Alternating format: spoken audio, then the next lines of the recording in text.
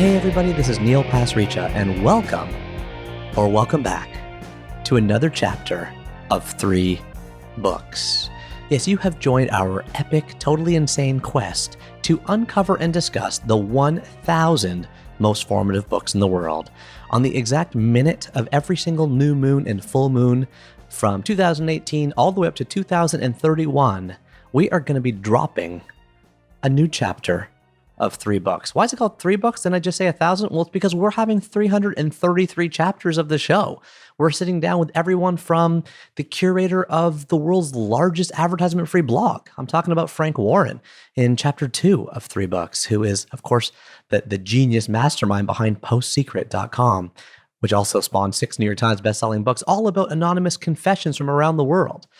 He's providing a space in this increasingly secular society for people to confess and process the things that they're thinking about in a really non-traditional way. So that was a fantastic chapter. We went all the way to Washington, D.C., where we sat down in the home of Carrie Colon, the editor of so many amazing books like Lion and Girl Boss and A Stolen Life. We've then gone all the way over to Brooklyn, New York. We're in the bustling offices of Bust magazine, the largest feminist magazine in the world. We sat down with the founder and editor, Debbie Stoller, in chapter 20. And now today, we're crisscrossing the planet as best as we can. We want to get more international, but we're not there yet, but we will be. But today for chapter 23, on this full moon, we're going to go to the Mount Pleasant neighborhood of Vancouver.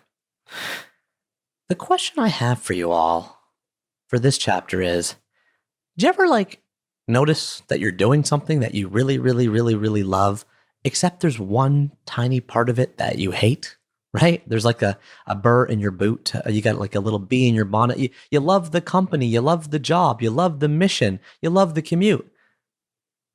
But you hate your boss. You love the school that you teach at. You love the kids. You love the classroom. But it's really far away from where you live. We encounter these types of decisions all the time in life, right? Like, I love X, Y, and Z, but I don't know if I can deal with this. That might be a deal breaker for me.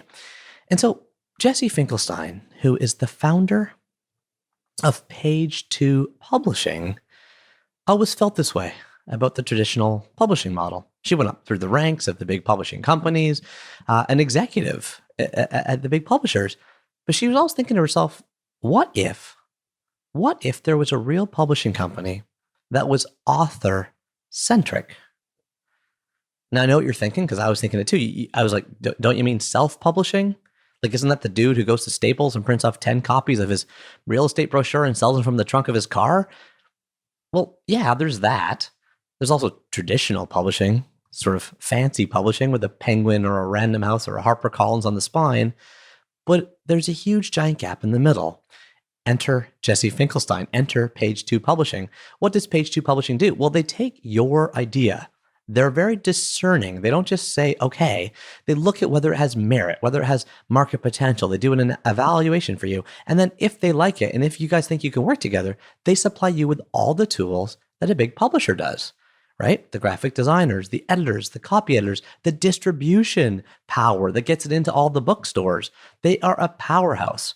A good friend of mine, Michael Bungay-Stanier, wrote a book called The Coaching Habit. He sold over 500,000 copies of that book. How did he do it? Via Page 2 Publishing. And it's not just Michael Bungay-Stanier. It's more and more people I know that I'm friends with that are saying, oh, Neil, this Page 2 publishing model, it's fantastic. I got final say on what my cover looked like. I got to decide kind of what went on the back of the book. And now we're selling tons of copies, all because I had help. So this really forced a lot of questions for me, which is, first of all, how does this publishing landscape evolving, right? How can you, if you're a potential author or you're an ambitious person who wants to write your favorite novel or your next book, how do you think about new innovative models like this to get sort of traction and sort of hear from the market and see if you can kind of get your book made? That's interesting. And then, of course, we go into Jesse's 3 most formative books. And we open it up, and there's lots of interesting topics here. We talk about the Harlem Renaissance. We ask ourselves whether a political writer can actually not be political enough. Can a book be over-edited? How can a book touched by past and current lovers be compared to a pissing match between raccoons and dogs? And finally, we unpack this famous quote, which is, "He who has a why in life can withstand almost any how." Please join me in the Mount Pleasant neighborhood of Vancouver, British Columbia, in this conversation, chapter 23 of 3 Books with Jesse Finkelstein. Let's go.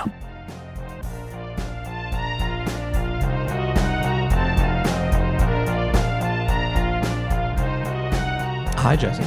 Hey, Neil. Thank you for coming on 3 Books. I like this office you got here. So where are we? What part of Vancouver is this?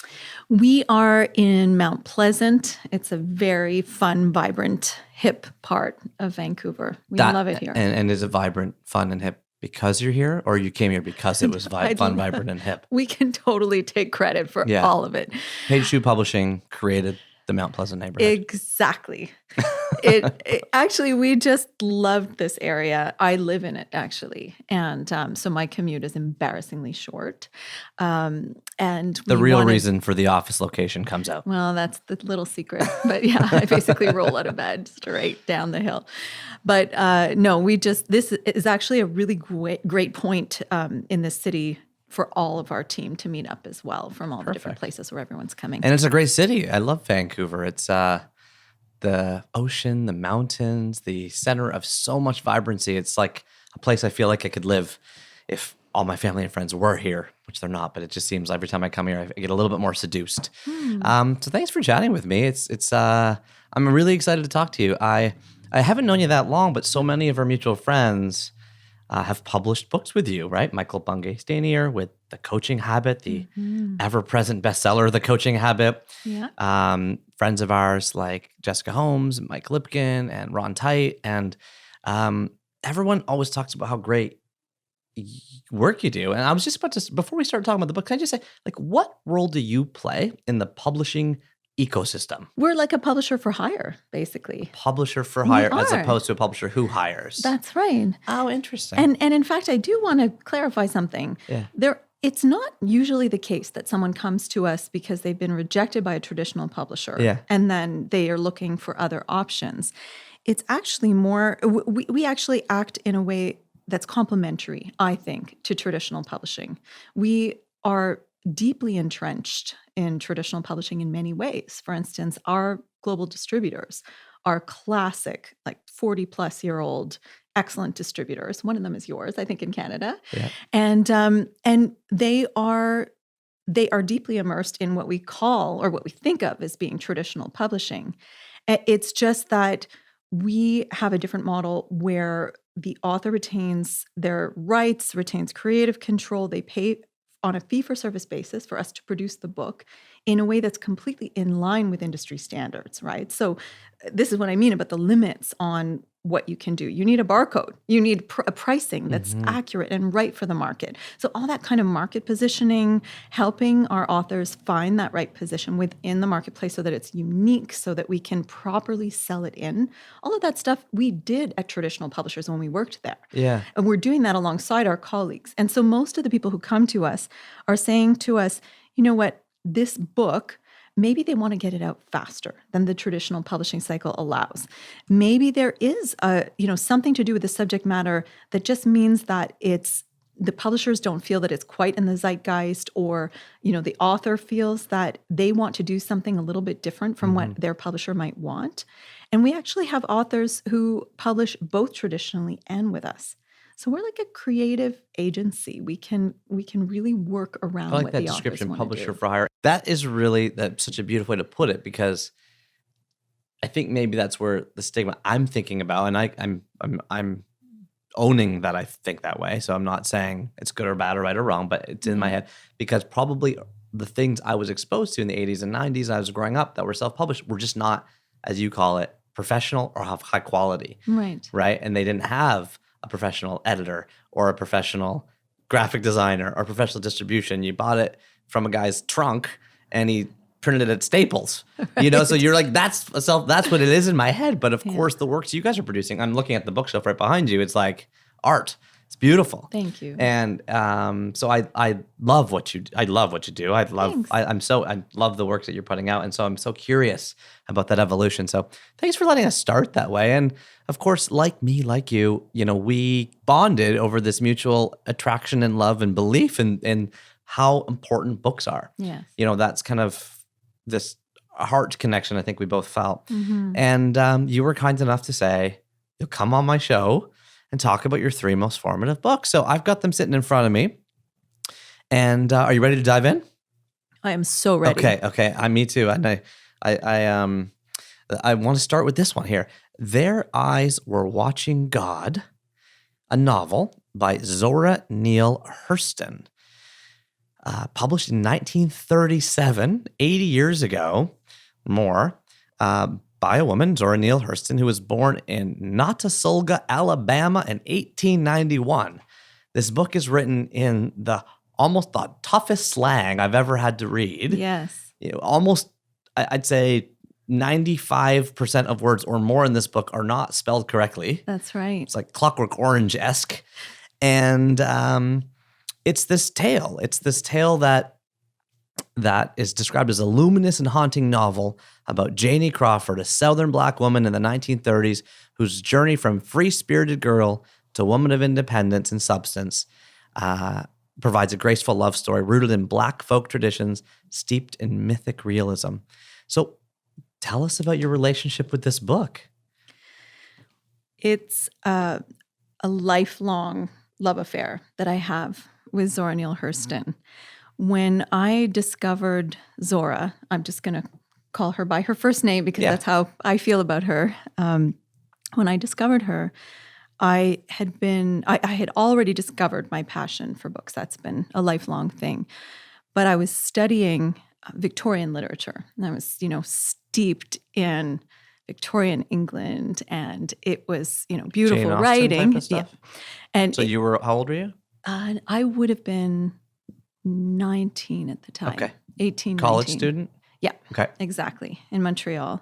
And I remember just feeling the cold, bleak. I was probably reading Bleak House by Dickens, and I was feeling, it was beautiful writing, but I was feeling kind of ground down, actually. I was exhausted. I was trying to digest these novels, week to week in order to finish my essays and my exams. And it, as illuminating as the work was, it still felt like something I had to get through. And I found this book on my sister's shelf, my sister who was in high school at the time.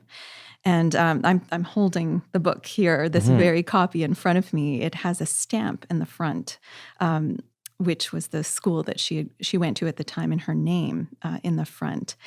And she must have just brought it Can I read home. it? So can I read that up? Property of course. Trafalgar School for Girls, the stamp in the front, Yeah, in Montreal, and that's your sister's name. yeah, And she Jamie. signed it out. Mhm. And can I assume she did not return it? I probably just stole it. library That's book. probably the only mark on her high school career. She was a stellar student, and probably it was just. There is nothing. We celebrate books. If it ended up that they got stolen, that so be it. If it changed your life, let's find out how. So I picked it you up. picked up I off think, her shelf while you were called. Okay, keep going. And it was like drinking a tall glass of water on a day when you are utterly parched. I had actually just never read anything like this book.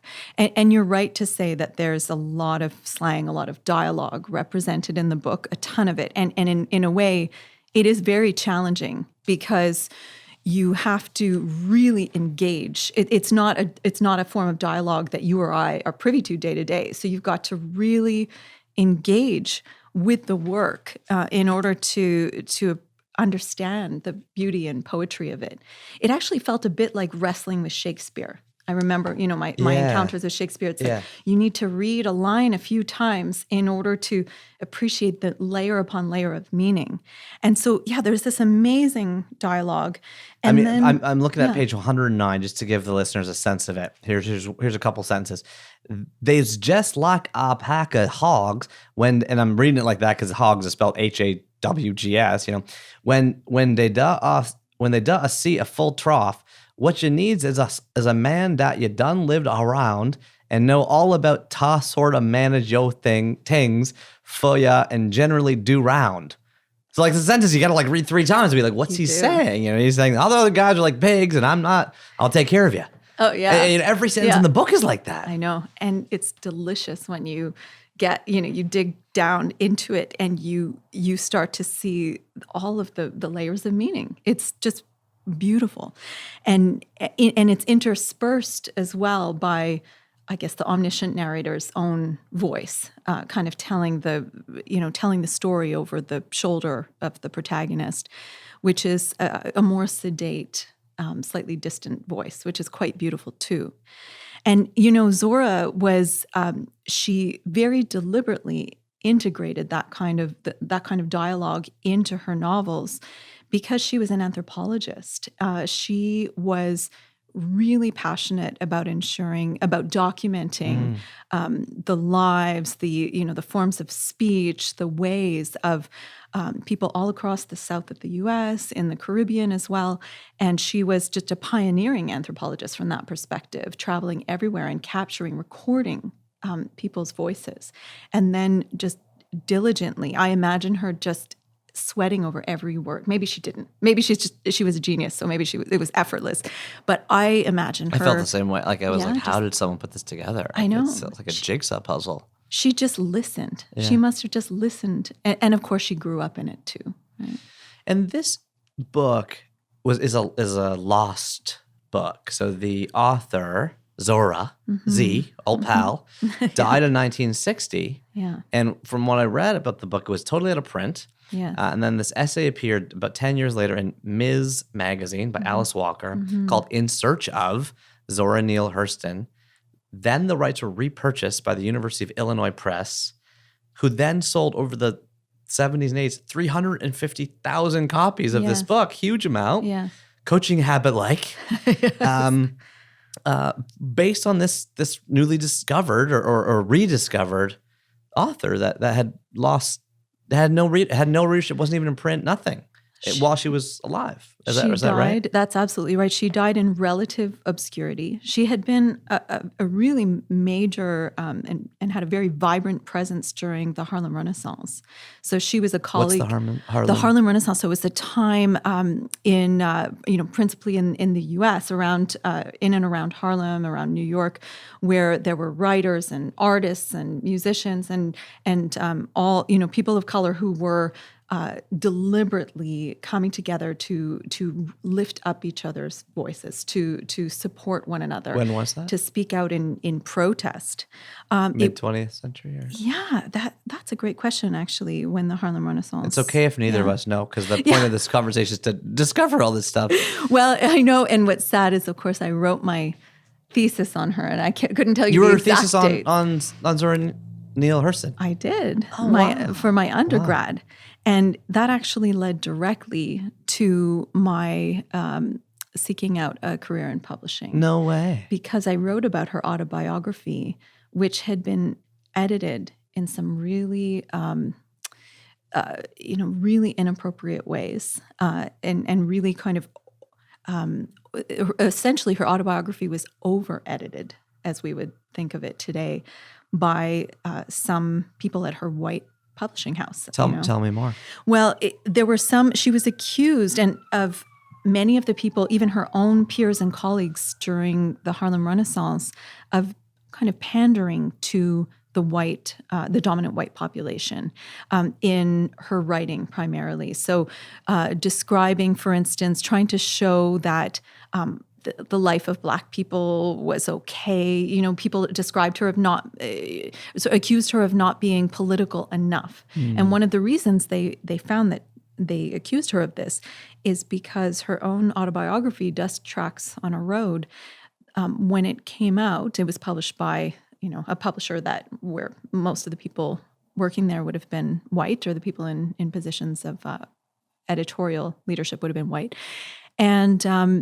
And when it came out, it seemed to be less politically charged than many of her peers in the Harlem Renaissance would have wanted. They felt that she was being kind of an apologist in a way for the white people. And yet, when I went to do my thesis, I I compared some parts of the original manuscript that she had written, which had Wow. subsequently, after her death, been uncovered, Oh, interesting. and compared that with the edited version. Oh, so And like what was edited her out? Yeah. intention was many of the components of the book were much more highly charged. They were much more political. They showed her to be the very deep thinker she was, a very well-rounded thinker. She thought about every angle. She just didn't like absolutes.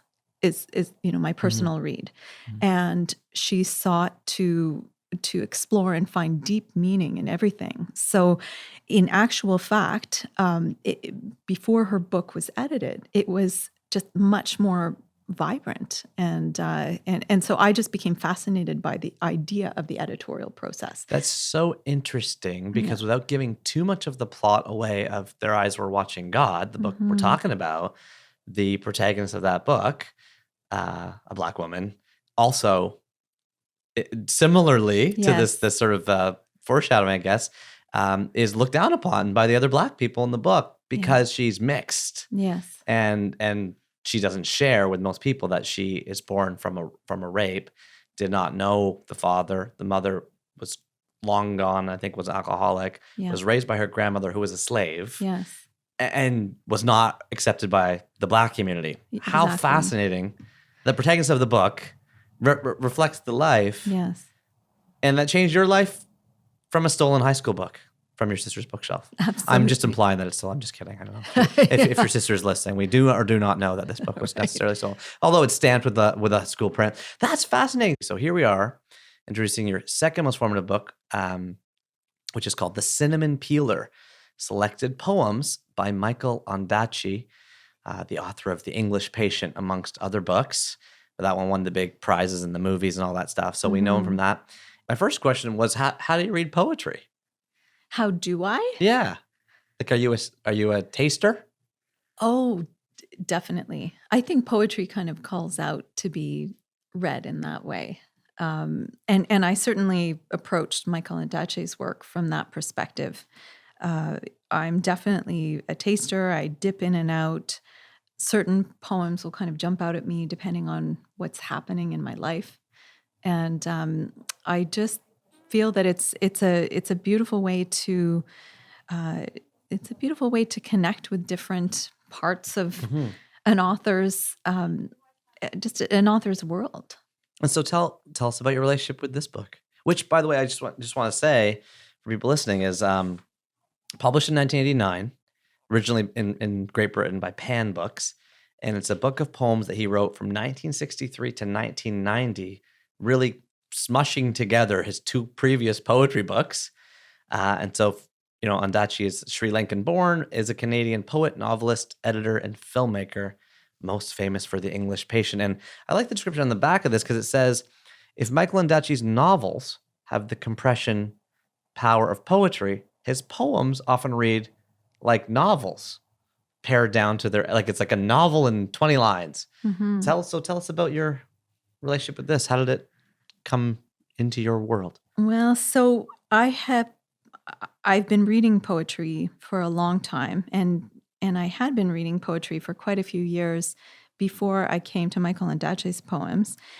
I have to say, it's not that he's my favorite poet. I do love his work, but there are lots of other people I could choose for different, reasons specific to the poetry itself.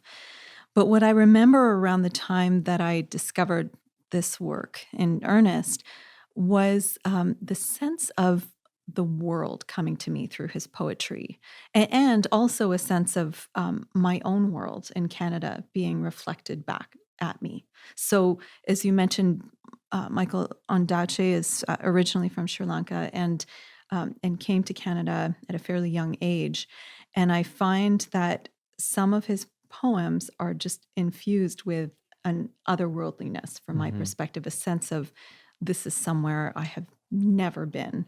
And yet, because so many of his poems are actually grounded in places I really know, I also found that to be really illuminating. So, for instance, he has a poem about driving the road from Kingston to Gananoque. Yeah, I read. Yeah, Yeah, and this is a road that many of us in Canada might have driven at various points, or we might know that area, and yet I almost imagine that he could have written something very similar about a place that he had lived in Sri Lanka, for instance, or in other parts of the world. It's just illuminated.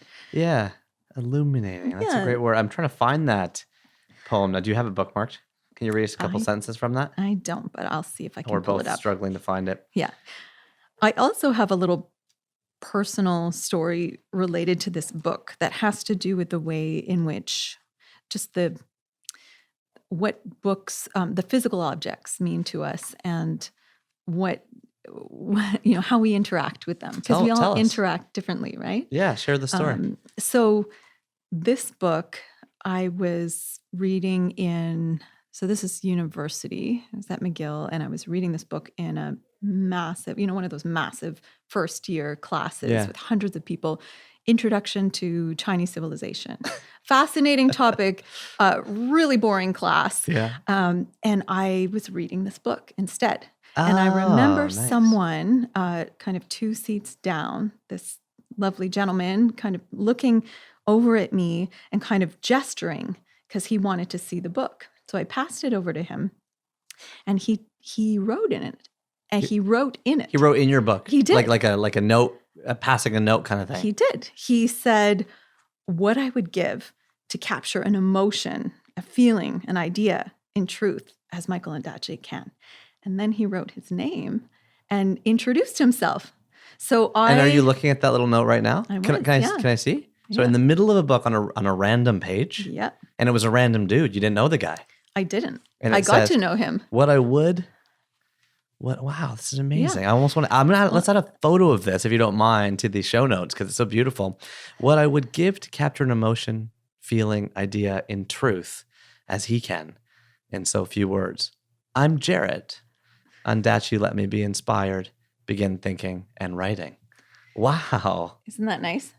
I wrote back to him on another page. And so we got to know each other through the book. Is your note back private, or is that definitely? It's totally private. Really? Oh yeah. You're not going to read it? No. And I got to know this lovely person. It includes phone numbers. Okay. Okay. I won't pry because you don't want to. No. So you got to know. But it goes further. Yeah. I got to know this lovely person, and we've since lost touch, and we parted ways very amicably eventually, as you do. In university, people come and go. But so when I met, became. It sounds like you became a couple briefly. I would not a couple. Okay, but you had a connection. We had a connection. Yeah. Inspired by this book. That's right. We got to know each other. Neither of you learning about the Chinese civilization. The history of Chinese civilization. It was a lot. I think we bit off more than we could chew in that class. But when I met the person who has since became my husband, who I've been with for almost 22 years now, a few months later. And he also loved Michael Ondaatje a lot, and we talked a lot about this book. And he took this copy. He went to hear Michael Ondaatje read in Toronto, and it was something that I wasn't able to attend. But he took the book. He got Michael Ondaatje to sign it. So I've got his signature here in the front. And then he wrote me a card. And when my husband gave me back the book with the signature, he kind of took this little conversation, this exchange I had had with someone else, and kind of appropriated it. And he said, hey, I am Yassine. I love you. And so he was just kind of inserting himself into this dialogue. Wow. And so it just became something that was really meaningful to me. Oh my gosh. Thank you for sharing pleasure. that. And you're holding that copy right now close to your heart. Like the whole time we've been talking about it, you've been touching it. You've been holding it close. You've got the flags of where these notes are. It's got the signature in the front. Your husband has, as you say, appropriated it, but also, it sounds a bit like, there's a raccoon in my front yard that pees near our front driveway. And then there's a big dog next door that sort of pees on top of the raccoon pee. And Where so is this going? right now, a raccoon and a dog are having a pissing match literally in my front yard. That's not a perfect metaphor. Okay. But he's taken the book from this other guy and he's kind of said, look, I'm going to get it signed for you. I'm going to put a card on it and I want to color your memory a little. Am I... That's absolutely right. And because Michael Ondaatje's poetry is so full of passion. I mean, this is what he's known for. Yeah. Right? And I found it, by the way, page 6. Early morning, Kingston to Gananoque. Oh, nice. The 20 miles, I'll read just 2 or 3 lines. Yeah. The 20 miles to Gananoque with tangled dust blue grass, burned and smelling burned along the highway, is land too harsh for picnics. Deep in the fields, behind stiff dirt fern, nature breeds the unnatural. Cannot do anywhere close to justice of what the words are saying, but I know what you mean, because that is a kind of a slow, lulling drive between 2 small-ish towns in Canada, and yet so eerily familiar when you hear someone describe it. Thank you for sharing that. And it's interesting about poetry, too. I just want to sort of say, it's like, is it me or is there like a poetry resurgence happening in the world right now? I'm not just talking, like there's the Milk and Honey phenomenon or Dhrupi Kaur, and I hope maybe so, because of that, there's a whole front table of poetry at the front of the big chain bookstores now. What's driving this? I really hope so. I mean, in the book business, I've been in it for 20 years now, and what I notice over and over is that there is often sort of one light that then sparks 1,000 others. And I'm grateful for that in the book business. It's really nice when that happens. So I certainly hope that Milk and Honey is kind of launched, and launched this interest, particularly among people who wouldn't otherwise read it. Well, that's the thing. That's me. Because I was going to say to you, like, I feel like I never understood poetry. I read it, I feel stupid.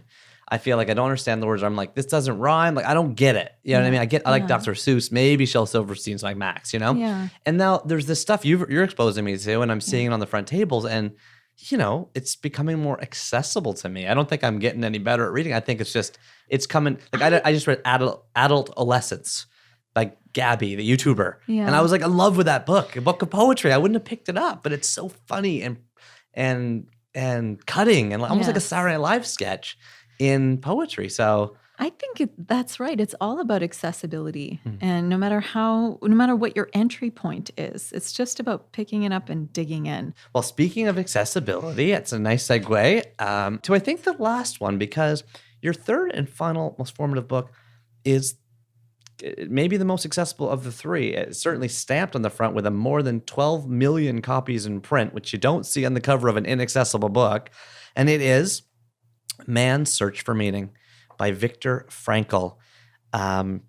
So this is a first-person description of life in Nazi death camps and its lessons for spiritual survival, told from the perspective of an Austrian psychology professor or psychiatrist, I believe. And he wrote it in 9 days, the whole book, in 1945.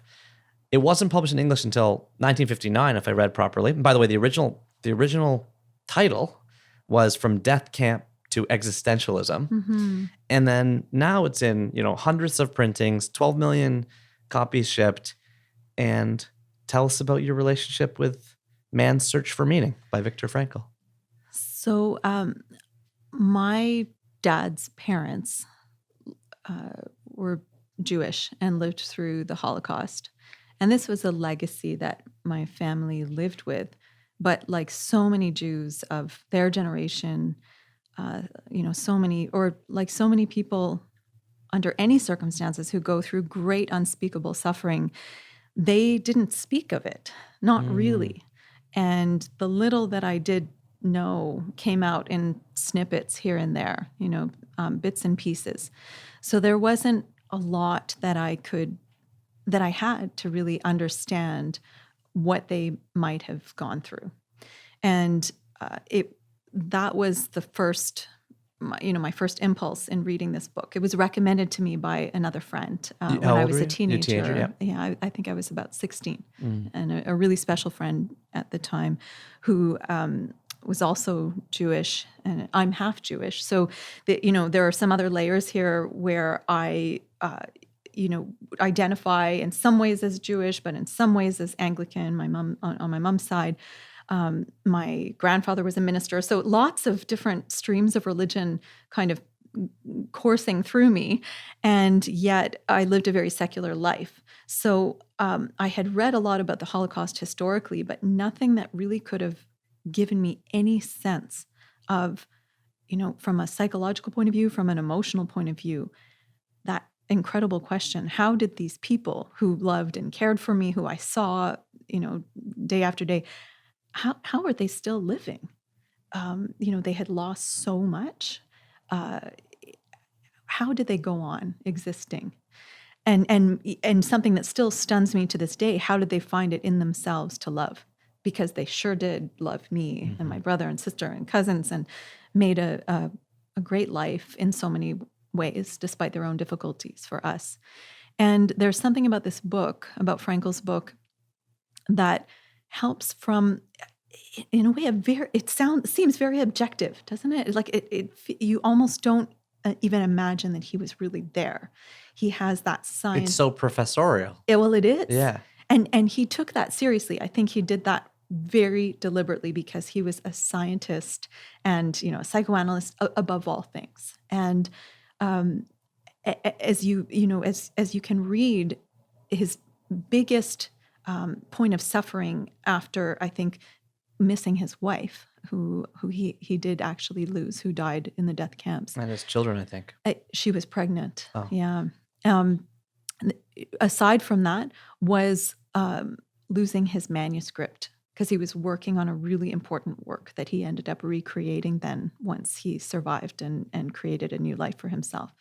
So I think, in a way, this book, while some might read it, I remember when I first read it, it felt a bit, it's strange to say, it felt almost coldly objective. Mm-hmm. I had read. I felt that a bit too. Did you? Yeah, I felt like he was watching what happened at the camps more than living through it, because he spoke frequently about how his experience was luckier, surviving 4 different camps and so on. Yes. But sorry, I didn't interrupt you. So you kept finding that way, or did you? No, I think once I really started to engage with it, I realized maybe this was, he needed to find this objective, this expression of objectivity, to be able to fulfill his goal of trying to approximate, for people who haven't gone through it, trying to give us a sense of, just from a scientific point of view, how do people engage with trauma? How does it engage with them? What does resilience really mean? How do these things, how can we bring strength to bear when there's no strength to be found? And I think it was out of a very passionate, personal, meaningful quest that he wrote in that way, with that level of objectivity. And that's probably a reason why the book has been, so widely read and so widely circulated. Because it's not judgmental too. Doesn't have he doesn't, down with Nazis. He doesn't say that throughout the book. He actually is quite compassionate and empathetic towards the people that were the guards and the people that were in the positions of persecution. That's right. Throughout the book, which is amazing. And the thesis I'm getting from the book, and he mentions it many times, is that, and it's a quote I think from Nietzsche, is he who has a why to live can bear almost any how. That's right. And Man's Search for Meaning, like the answer's in the title. Yes. If you have a reason to go on, that's Absolutely. more important. And he has this great metaphor in the book about people that have lost that will, quickly succumbing and dying, because they have no mental purpose to continue. Yes. It's so moving. Yeah. Yeah. We both have tears in our eyes thinking about it. I know. I think too, just thinking about how there isn't anything particular that ties these books together for me, other than, I encountered them within a span of, about 10 years or so of one another.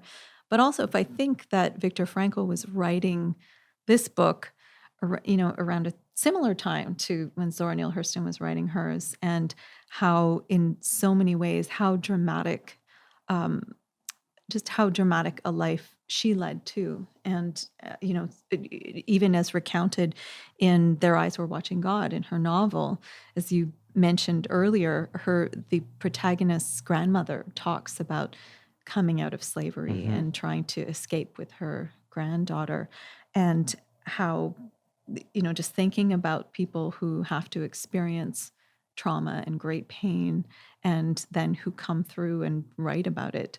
I think that maybe that's something that astounds me most of all. And you also wrote your thesis at McGill on the over-editing Yeah. of her autobiography and that additional persecution sort of on top of the novel's Yes. characters as well. Yes. So is it a larger theme for you, but these I think coming through challenge? Maybe. I mean, I think that's what so many great books do for us, right? So many of us read as therapy. That's the truth of it. We're reading to find meaning. We're reading to connect with writers who are able to put something into words that you've only ever felt, right? We're searching for connection. And yes, we're searching for that form of strength and resilience sometimes. As the person who doesn't have one particular form of faith or religion in my life, I think about Frankl, who also, was fairly secular by the time he wrote this book, and about trying to find his own connection to his own meaning, his own connection to something beyond what he can see right in front of him, in other words. And I think personally that just gives me a lot of strength and a lot of faith to think about, well, what people go through and how those of us in our own lives who are facing challenges, how we can use them as examples. For what it's worth, the heart inside you that I feel from these books that are formative to you, I don't know if this is correct, but I'm just going to say it, that it feels to me like that is the same compassion you show today towards authors. You're on the author's side. You only produce books. None of the books you make, page 2, would anyone ever say that's not what I wanted. I didn't like the cover. I actually didn't like how it turned out, because you're on so much of the side of the protagonist and making them feel like the end result is high quality and it's of their own making. It's an interesting maybe parallel to your work. I don't know if that's right or not. Well, I love that interpretation. That's generous. Thank you. There's no question that we feel passionate about our authors' work, about helping them see through, helping them fulfill their vision. That is exactly why we do what we do. We felt the same way working in-house. I have to say, at traditional publishers too, and I'm sure you've worked with some incredibly bright lights in publishing. So many of us in this industry care. It's beyond caring. It's just a life. The whole industry cares because the industry's small and not that profitable in general for most of us at every level of the chain. So we're there because of our hearts to begin with, right? We are out of heart, passion, belief. Absolutely. But at page 2, what I will say is that it's extra satisfying for us to be able to go beyond, I would say, in terms of helping the authors realize visions on their own basis, on what they're trying to get out of their own publishing experience. Simply because in traditional publishing, you just don't always have that opportunity. Traditional publishing is those books need to be sold in certain quantities, in certain seasons, in certain bookstores. And of course, that's all true in our model too. But there's so many other ways in which our authors are using their books for other reasons, selling them through different mechanisms, marketing them in different ways, often ways that you just don't see happening at traditional publishers. So it's extra satisfying.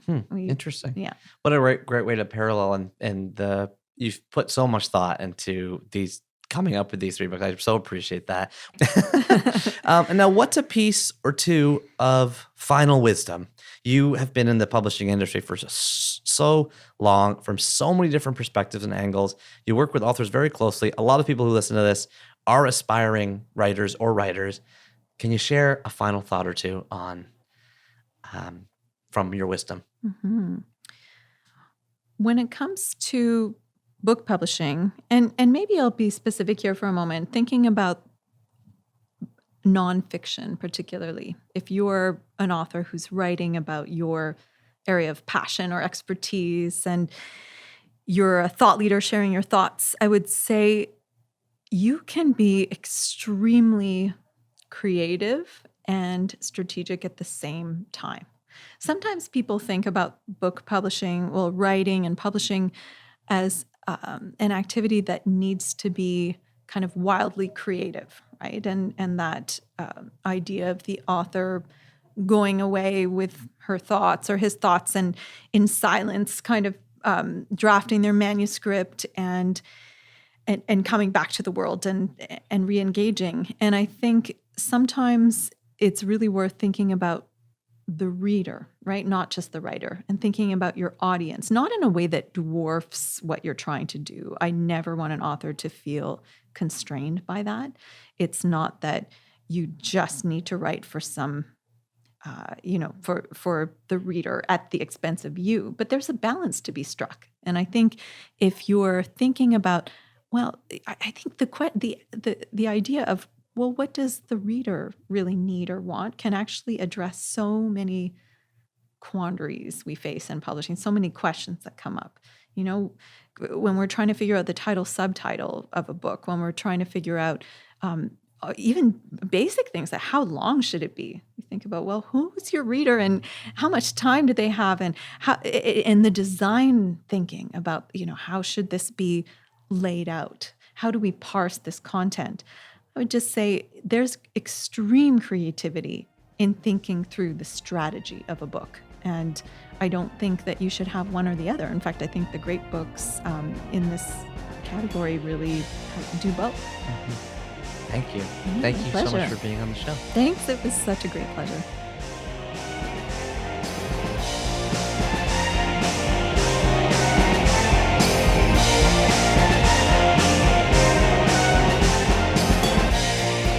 Hey everybody, it's just me, it's just Neil again. Thank you so much to the incredible Jesse Finkelstein for that illuminating conversation. Illuminating is a word that popped out to me when I re-listened to this show. So many little good phrases from Jesse. Here's a few of them. His poems are just infused with an otherworldliness, a sense of this is somewhere I have never been. And yet some of the poems feel like places I really know. And I find that to be really illuminating. There it is. I like this one. So many of us use books as therapy. We're reading to find meaning. We're reading to connect with writers who are able to put something into words that we have only ever felt. A beautiful metaphor for reading itself and life itself. Now, Jesse just gave us 3 books. Let me see if I can summarize them. They are number 936, Their Eyes Were Watching God by Zora Neale Hurston.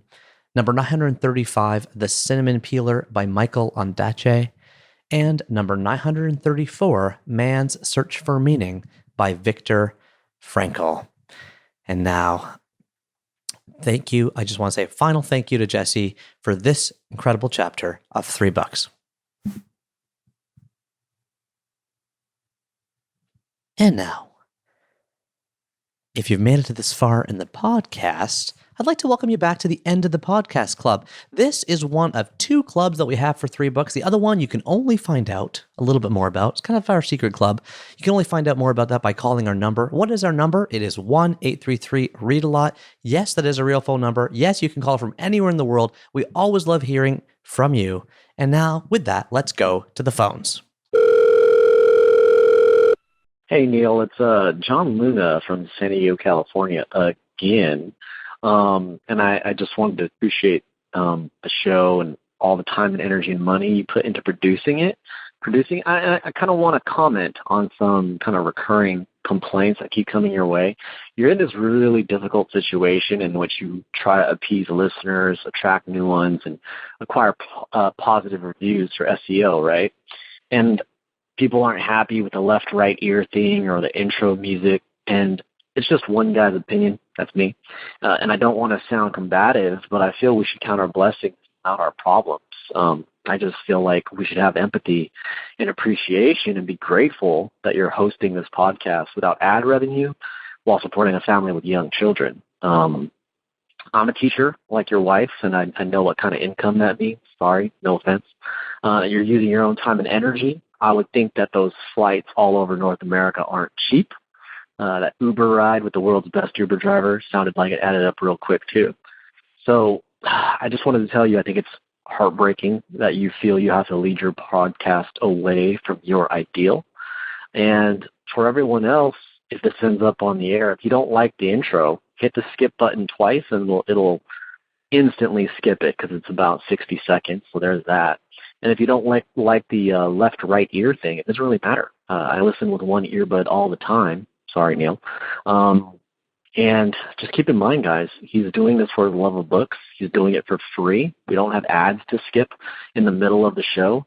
So let the guy have his easily skippable introduction music. You know what I'm saying? Sorry if this is a combative, guys, but it's been on my mind for a while, and just wanted to let you know, Neil. Thanks for all you do. Have a good one. Bye. Thank you so much to John from San Diego for calling back. John, you're our first two-time caller. I really appreciate you calling back. And thank you for the message. So many little pieces of gold in that voicemail. One phrase kind of jumped out to me. You said, I think it's heartbreaking that you have to lead your podcast away from your ideals. Thanks for saying that. Your voicemail gave me like energy and stamina. I'm like, you know what, John? I'm not going to do that. My ideals are important to me, and I'm not going to shift them, right? I don't know if you read secret number 2 from the happiness equation, but I shared all this research in there about how intrinsic motivators are really the only way we get things done. Extrinsic motivators are shiny. They are sexy. They are interesting to look at, like number of reviews, number of downloads, all those things, blog stats, blog hits, bestseller list rankings, all kinds of stuff like that. We naturally look towards them. Number of likes on your Instagram, number of hearts, number of comments, blah, blah, blah. But only intrinsic motivators are what matters. So I'm going to take your advice, John. I'm going to take it as advice. And I am going to just make sure that I'm going to focus on the art, putting out the most beautiful podcast I can. That's what we're doing here. That's why we have no ads. That's why we have no interruptions. It's why we want to focus on the fact that they can be any length. This one's a pretty short podcast. Some of them will go, I think chapter 22 is almost 2 hours with Tim Urban. So we want them to go wherever the conversation goes. And you're helping teach me that by asking for reviews, I'm actually focusing on an extrinsic motivator. So I'm not going to have that anymore. I'd love reviews, but I'm not going to ask for them. What instead I'm going to do is every single chapter, I'm going to read a letter. What is a letter? A letter is either a review or a comment on YouTube, an email I get, a thing I hear, something that somebody texts me, whatever. It's some type of feedback on the show. Because the thing with podcasts is you're putting them out into the you're putting them out to like outer space, right? Like you put them on a server and people download them, but you can't really talk to people back and forth like you can at like a live event. So if I get a letter in some way, shape, or form that I find interesting and challenging and it provokes me, I'm going to share it in the letter section of this show. So speaking of that, let's go to the first letter. We're going to start doing a letter. Again, it could be in any way, shape, or form that gets kind of sent to me. And I do want friction. I like friction. I like being provocative. I like provocative comments. So I will always continue to try to read those things, good or bad, right or wrong. That's my natural tendency. I think it makes for interesting conversation. It made for an interesting voicemail from you, John. So let's hear this letter from Roy Blumenthal, who 2 chapters ago was the guy that wrote in and said, please, for the love of God, shorten your theme music. It's way too long. That's what got John to call. So let's hear from Roy. Of course, Roy didn't know that John called, and John didn't know that Roy emailed me. But here we go. Roy says, he. Thanks for the shout out, Neil. Sorry I made you feel somewhat antagonized. You're definitely not going to lose me as a subscriber. Yeah, I guess I'm just one of those dudes who wants knowledge squirted into my brain in large and fast doses. So no hassles with long music. Anyway, I listened to your podcast at 1.4 speed. I love the specificity there. Not 1.5 or not 1.2, 1.4. He keeps going. Thanks for the offer to send me a book. Huge thanks. Here's the thing. Nowadays, I only read ebooks. About 8 years ago, I gave away my library of around 4,000 books. It was too much clutter. So if you really want to send me a book, would you be amenable to donating it to your local tiny library? You know, those little libraries created by someone in a local neighborhood. Thanks again, Blue Skies, Roy. Well, wasn't that a nice bit of closure? Roy's cool with the music. I'm going to leave it long, like I said. Amen, John. Fist pump to John. And I will do that because the Little Free Library, and again, if you don't know this, maybe we could put in the show notes here. Little Free Library phenomena is definitely sweeping Toronto, where I live. So in my neighborhood alone, I probably walk across 4 or 5 of them a day. I'm not kidding. I think I should probably get one in my own lawn. I don't know if I have space for it in my front yard, but I almost feel like I need to get one considering how passionate I am about books. So I will donate 2 books to the Little Free Library in my neighborhood. Why 2? Because I read 2 of your letters. So you get 2 books. Okay, now it's time for the word of the chapter. And before we jump into the word of the chapter for this chapter, I just want to I go on a tiny little rant. I have this big thing about there's a zoo. You can go to the zoo and you can see an animal in a cage and it's in a zoo setting. Or you can see an animal in a natural setting. And I get that you're not probably somewhere where you can walk around and see rhinos, but there's a difference, is my point, between seeing an animal in a zoo and seeing an animal in nature, right? So similarly, I find those word of the day kind of really popular emails and tweets. Like you sign up, you get the word of the day. It's sent to you. I mean, I used to subscribe to lots of those things, but I was always like, this is like seeing an animal in the zoo. This is like seeing an animal locked up. I can't really picture the word. So the way I always like to do the word of the chapter, the way I really learned my brain really works is like, you got to see that word and hear that word in nature, in its natural setting. So let's go in the paragraph that it's from, in the book that it's from, or in this case, in the chapter of 3 books that it's from. So over to Jesse for the word of the chapter. Maybe there is something to do with the subject matter that just means that the publishers don't feel that it's quite in the zeitgeist, or the author feels that they want to do something a little bit different. Yes, indeed, it is Zeitgeist. How do you properly pronounce that? Come on, dictionary. Let's see. Zeitgeist. Okay, it was Dictionary Man this time. They surprised me. Zeitgeist. Zeitgeist. Or, if you're American, Zeitgeist. Zeitgeist. As you may or may not have guessed, this is indeed from Germany.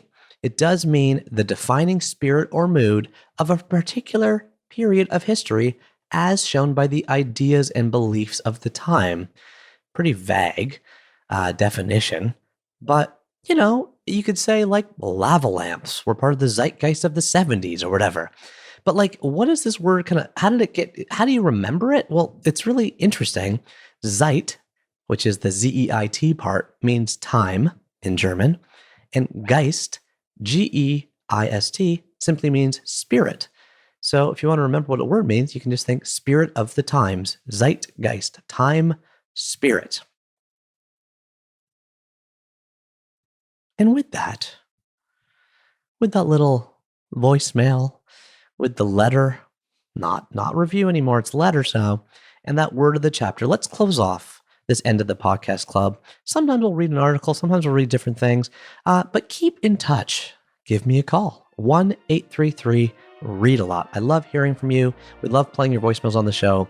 And until next time, until chapter 24, everybody, remember that you are what you eat and you are what you read. Thanks so much for listening, and keep turning that page.